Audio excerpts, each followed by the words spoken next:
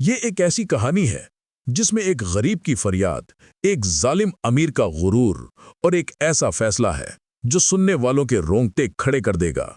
یہ وہ رات تھی جب ہر چیز بدلنے والی تھی۔ ابراہیم، جس کے پاس دنیا کا کوئی سہارا نہیں تھا، اس کے پاس اب صرف ایک ہی راستہ بچا تھا: عدالت۔ لیکن کیا اس غریب کے لیے انصاف کی کوئی امید تھی؟ کیا وہ امیر اور طاقتور کے خلاف کھڑا ہو سکتا تھا؟ اور کون تھا وہ راز جو اس دروازے کے پیچھے چھپا تھا؟ یہ کہانی صرف انصاف کی نہیں، ایک ایسے فیصلے کی ہے جس نے سب کے ایمان کی آزمائش کر دی۔ خادم، کون ہو تم؟ اس وقت قاضی صاحب آرام فرما رہے ہیں۔ ابراہیم، مجھے قاضی صاحب سے ملنا ہے۔ میں نے اپنا سب کچھ کھو دیا ہے، میری بیٹی بیمار ہے اور اس ظالم زمیندار حارث نے میری آخری بکری بھی چھین لی ہے۔ یہ میری روزی روٹی تھی، میرے پاس اور کوئی چارہ نہیں ہے، براہ کرم مجھے ان سے ملنے دیں۔ قاضی صاحب، اندر آؤ بیٹا، تمہاری فریاد سنی جائے گی، تمہیں انصاف ملے گا۔ کل صبح عدالت میں حاضر ہو جانا، میں حارث کو بلا لوں گا۔ لیکن کیا واقعی ابراہیم کو انصاف مل پائے گا؟ حارث جیسا طاقتور شخص جس کے پاس دولت ہے، اثر ہے، وہ کیسے ایک غریب کے سامنے جھکے گا؟ کل کا دن سب کے لیے امتحان کا دن تھا۔ قاضی صاحب، ابراہیم، اپنا مقدمہ پیش کرو۔ ابراہیم، ڈرتے ڈرتے: حضور، یہ حارث صاحب ہیں، انہوں نے گزشتہ ہفتے میری واحد بکری، میری روزی کا ذریعہ، زبردستی چھین لی۔ میں نے منتیں کیں، التجا کی، لیکن انہوں نے میری ایک نہ سنی۔ میری بیٹی بیمار پڑی ہے، میں اس کی دوا کے لیے بکری بیچنا چاہتا تھا، اب میرے پاس کچھ نہیں بچا۔ قاضی صاحب: حارث، تمہارا کیا کہنا ہے؟ حارث: قاضی صاحب، یہ غریب جھوٹ بول رہا ہے، میں نے اس کی بکری نہیں چھینی۔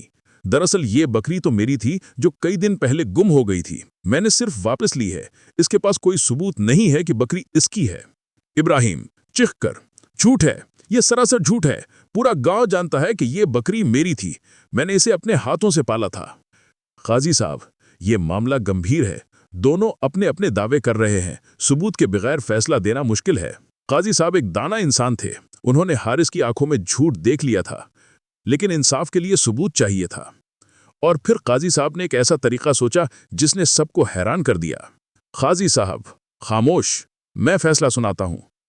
چونکہ دونوں اس بکری پر اپنا اپنا حق جتا رہے ہیں اور کوئی واضح ثبوت موجود نہیں ہے، اس لیے میں ایک آزمائش کرتا ہوں۔ کل صبح بکری کو عدالت میں لائے جائے گا، ابراہیم اور حارث دونوں کو ایک ایک موقع دیا جائے گا۔ تم دونوں میں سے جو بھی بکری کو اپنی آواز پر بلا کر اپنی طرف بلا لے گا، وہی اس بکری کا حقیقی مالک ہوگا۔ یہ فیصلہ سن کر حارث کے پیروں تلے سے زمین نکل گئی۔ وہ جانتا تھا کہ وہ یہ آزمائش ہار جائے گا، لیکن اس کے پاس ایک اور چال تھی، ایک ایسی چال جو سب کچھ بدل سکتی تھی۔ حارث: سنو، تمہیں آج رات ہی وہ کام کرنا ہے، قاضی کی آزمائش میں ہمیں کامیاب ہونا ہے۔ تمہیں ابراہیم کی نقل کرنی آتی ہے نا؟ خادم: جی حضرت، لیکن… حارث غصے سے: کوئی لیکن نہیں، تم آج رات ابراہیم کی طرح کے کپڑے پہن کر اس کی آواز کی نقل کرتے ہوئے اس بکری کے پاس جاؤ گے جو استبل میں بندھی ہے، تم اسے اپنی آواز سے پہچانواؤ گے۔ کل جب میں اسے بلاؤں گا تو وہ میری طرف آ جائے گی۔ کام ہو گیا تو تمہیں اچھا انعام ملے گا، نہیں تو تم جانتے ہو۔ اور اس طرح رات کے اندھیرے میں ایک مکر کی بنیاد رکھی گئی، لیکن وہ کیا کہتے ہیں، اللہ مکاروں کی سازشوں کو خاک میں ملا دیتا ہے۔ قاضی صاحب، اب آزمائی شروع ہوتی ہے۔ پہلے حارث، تم بکری کو اپنی طرف بلاؤ۔ حارث: آئے بہ، ادھر آ۔ قاضی صاحب، اب ابراہیم کی باری۔ ابراہیم: اے میری چھوٹی سی، ادھر آ، میرے پاس آ۔ قاضی صاحب سخت آواز میں: خاموش، فیصلہ واضح ہے، بکری اپنے حقیقی مالک کو پہچان گئی ہے۔ حارث: تم نے جھوٹ بولا ہے، دھوکہ دیا ہے اور ایک غریب کا حق مارنے کی کوشش کی ہے۔ حارث غصے میں: یہ ممکن نہیں، یہ کیسے ہو سکتا ہے؟ وہ اپنا جملہ پورا نہیں کر پاتا۔ قاضی صاحب چیخ کر: تم نے کیا کیا؟ بولو۔ تم نے رات کو اپنے آدمی کو بھیج کر بکری کو اپنی آواز سے مانوس کرانے کی کوشش کی تھی نا؟ قاضی صاحب: میں تمہاری ہر حرکت پر نظر رکھے ہوئے تھا، تمہارا وہ آدمی اب میری حراست میں ہے، وہ سب کچھ مان چکا ہے۔ قاضی صاحب: سنو، انصاف اندھا نہیں ہوتا، وہ ہر چیز دیکھتا ہے۔ تم نے غریب کی روزی روٹی چھینی ہے، اس کے ساتھ دھوکہ کیا ہے، اس لیے میرا فیصلہ ہے کہ تم ابراہیم کو نہ صرف اس کی بکری واپس دو گے، بلکہ اسے اپنے مویشیوں کے ریوڑ میں سے 10 اچھی بکریاں بطور جرمانہ دو گے، نیز اس کی بیٹی کا تمام علاج کرواؤ گے۔ اگر تم نے ایسا نہ کیا تو تمہیں قید کی سزا ہوگی۔ ابراہیم: شکریہ حضور، آپ نے میرا ایمان بچا لیا، आपने मुझे दिखा दिया कि इंसाफ होता जरूर है। काजी साहब, उठो बेटा, ये मेरा फर्ज था। याद रखो, चाहे तुम्हारे पास दुनिया की सारी दौलत हो, लेकिन अगर तुम्हारे दिल में इंसाफ नहीं है, इंसानियत नहीं है, तो तुम गरीब हो। और जो ईमान पर कायम रहे, सब्र करे, अल्लाह उसका जरूर साथ देता है।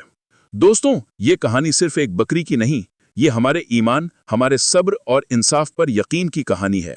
जिंदगी में कभी भी मुश्किल वक्त आए, कभी भी लगे कि जुल्म ही गालिब आ रहा है, तो यकीन रखें, हक की फतह होती जरूर है। सब्र का फल मीठा होता है। हिम्मत मत हारें, अल्लाह पर भरोसा रखें, क्योंकि वो हर चीज देखने वाला, सुनने वाला और हर फरियाद को पहचानने वाला है।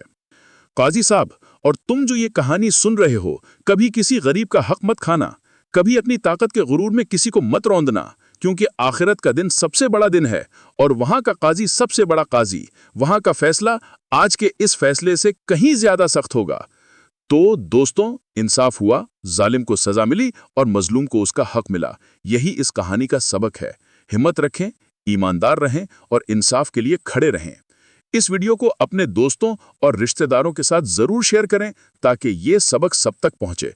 लाइक और सब्सक्राइब के बटन जरूर दबाएं। अल्लाह हाफिज।